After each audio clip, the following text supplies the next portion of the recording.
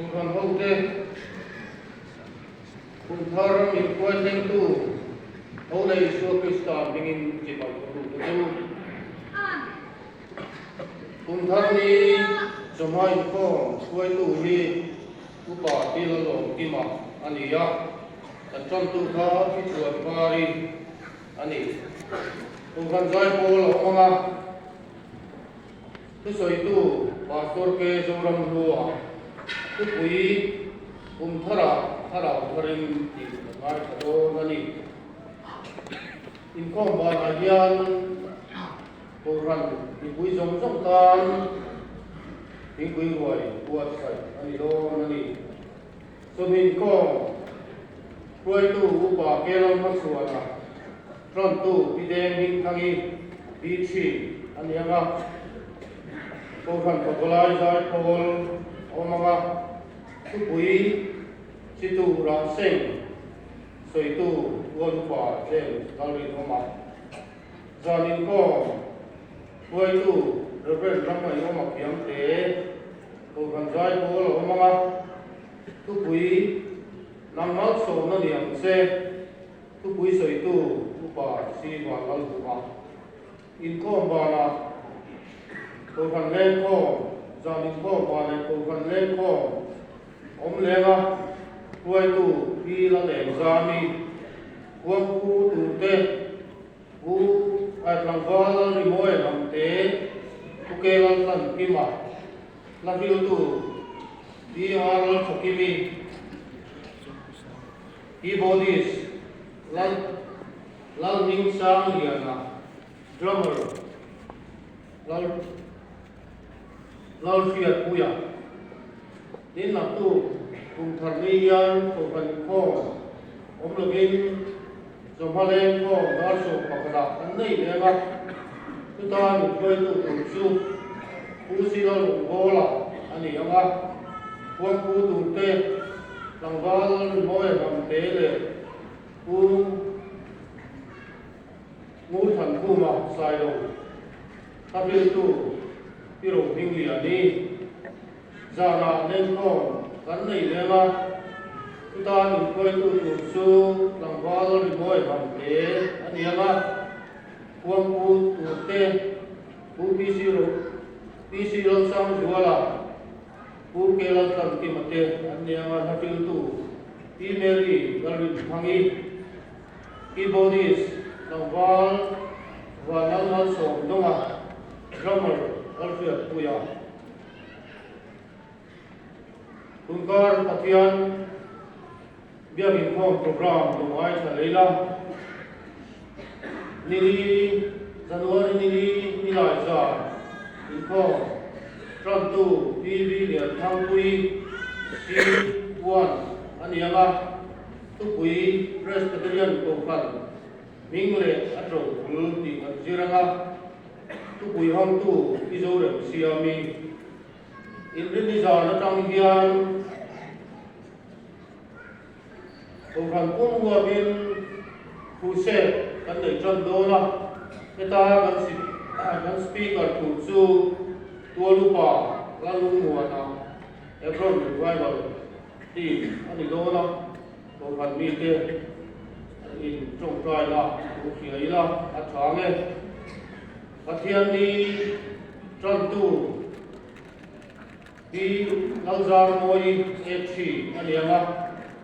ta hian Sunday school ning viat nan le Sunday school kai thal man se nan hun man ani ang sabu le sa su speaker reverend Upa Lalhmachhuana'n kutsa if don ani Hole zam Kohhran bechen thong program doai tha leila kuai tu pi mangai thangi tron tu pi ro min thangi group tru kolom bon tu te bi lol pi pui le bi tian thang pui group tru te aniama asal su te bi lol ye pui le bi lol noi ko kuang pu tu te lol pi ni sai lo le bi ke sang ju di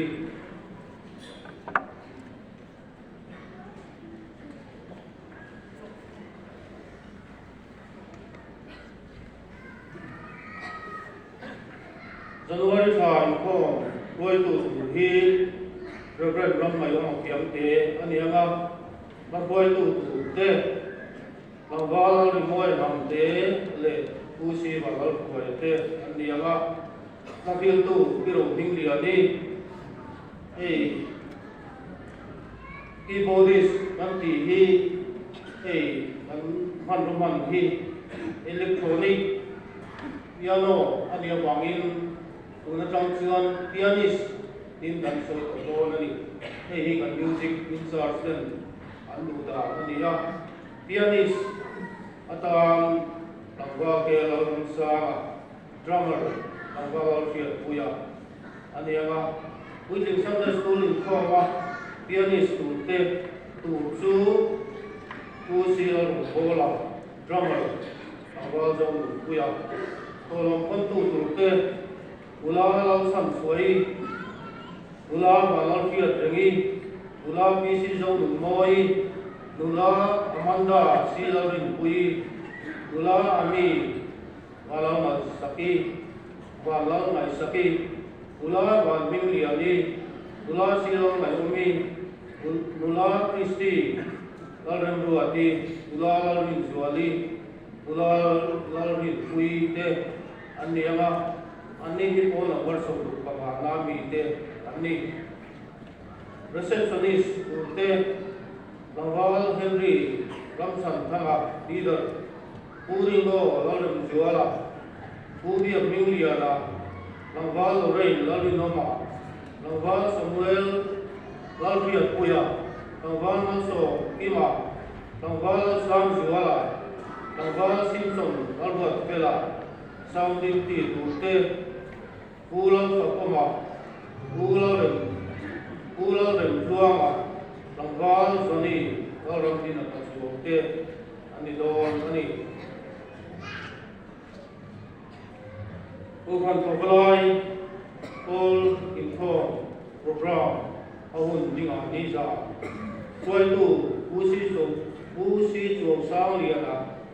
assistant secretary anianga from tu pulau din puya annual tolong kon tu te pu David zooming kamasi tolong hatu pu isi sang pu bi trong trai wal le rilwi soinam hun manaliang buang pu usi walal ve lenga kitine war tungkar lom tu January niru jipto jamhian rombo tu han le inhan kanahun man ani dona awun January niru sami somni pathum jipto jam daru le chan le ani anga amun biakin chairman upa silalsan kima vice chairman ani anga inlam thar na trong trai ko pucha le rombo tu han na pastor ke zoram dua dia tu pastor amanga rombo tu han le inhan karna hian heman hoya rombo tu te hi in takakal turin kanin meise ani pakhatna uhil tu te panhina nilai pui hong tu te pathumta tran tu te palina Kohhran Presbyterian committee